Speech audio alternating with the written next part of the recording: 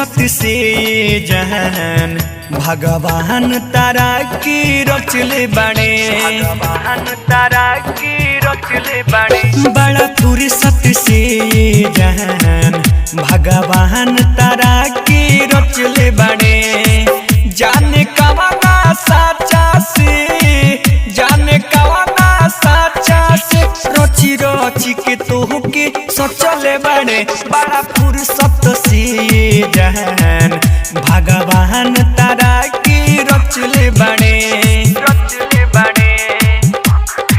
हो बड़ा फुर्सत से जान भगवान तारा के रचले बड़े।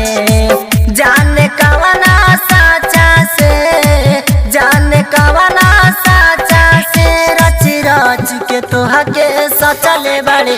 बड़ा फुर्सत से जान भगवान तारा के रचले बड़े।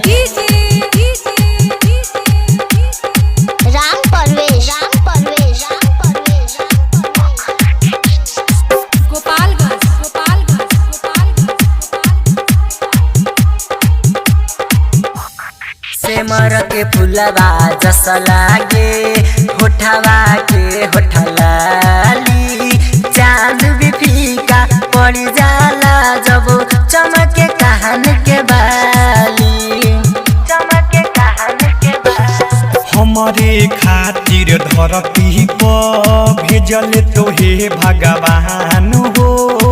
जानू से ज्यादा चाहिला तोहरा के जहान हो। परिसमान जस लागेलू, परिसमान जस लागेलू ना कमनु सिंगार बचल बाबे। बड़ा फुर्सत से जहान भगवान तारा की रचले बड़े। बड़ा फुर्सत से जहान भगवान तारा की रचले बड़े।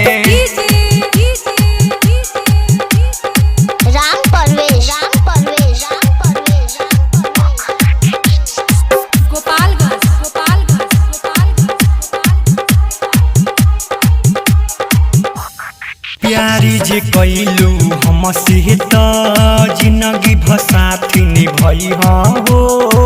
छोड़ी के श्री राम रसिया के बीच भावर में न जई हो, बीच भावर में न जई हो। प्यारी जे कैलू हमसे त जिंदगी भसाथ निभई हो।